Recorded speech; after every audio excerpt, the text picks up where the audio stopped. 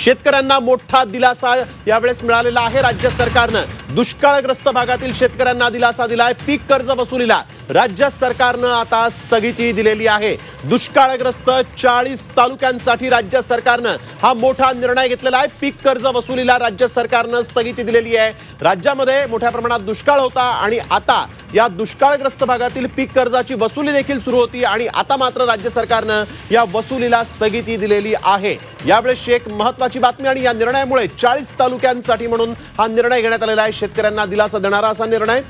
गणेश कवडे आमचे प्रतिनिधी यावेळेस आपल्याबरोबर थेट जोडले गेलेले आहेत। गणेश, आपण बघतोय की शेतकऱ्यांना, दुष्काळग्रस्त शेतकऱ्यांना मोठा दिलासा देण्याचा हा प्रयत्न राज्य सरकारचा।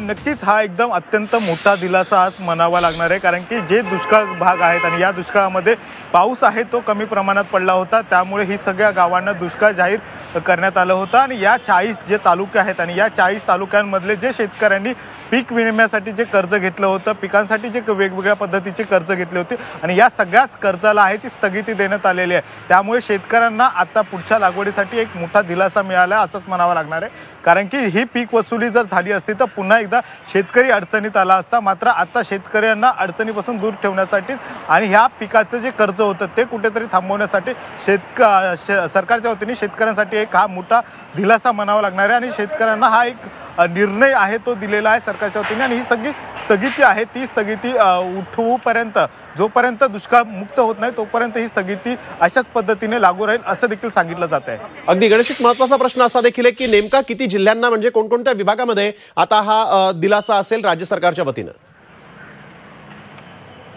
नक्कीच जे अगोदर 40 तालुके आहेत ते जाहीर करण्यात आलेले आहेत। विशेषतः मराठवाड्यामध्ये मोठ्या प्रमाणामध्ये दुष्काळ होता आणि मराठवाड्याच्या बाजूचे काही 40 तालुके आहेत, उदाहरणार्थ बीड असेल, धाराशिव असेल, ह्या भागात लातूर असेल, परभणी असेल, या भागामध्ये मोठ्या प्रमाणामध्ये हा दुष्काळ होता आणि या भागातले हे 40 तालुके आहेत ते दुष्काळग्रस्त जाहीर करण्यात आले होते। आणि या 40 तालुक्यांमध्ये आहे त्यांना कुठेतरी हे दिलासा आहे। आणि त्याचबरोबर जी इतर जे तालुके आहेत त्यातले 1021 जे तालुके आहेत आणि या तालुक्यांमध्ये कुठे महसुली संदर्भात जी गठीत केलेली समिती होती त्यांना देखील याचा दिलासा आहे। त्यामुळे 40 तालुक्यांबरोबरच जे इतर तालुके आहेत आणि त्यातले 1021 तालुक्यातले ही जी काही गावं आहेत आणि त्यामध्ये महसुली संदर्भात जी समिती गठीत करण्यात आली होती आणि त्या ठिकाणी कुठेतरी थोड्या प्रमाणामध्ये दुष्काळ होता त्यांना देखील याचा दिलासा आहे। त्यामुळे 40 तालुक्यांबरोबर ही जी 1121 जी गावं आहेत यांना सुद्धा हा मोठा दिलासा आहे तो सरकारच्या वतीने देण्यात आलेला आहे। बिलकुल, धन्यवाद गणेश आपण दिलेल्या सविस्तर माहितीसाठी।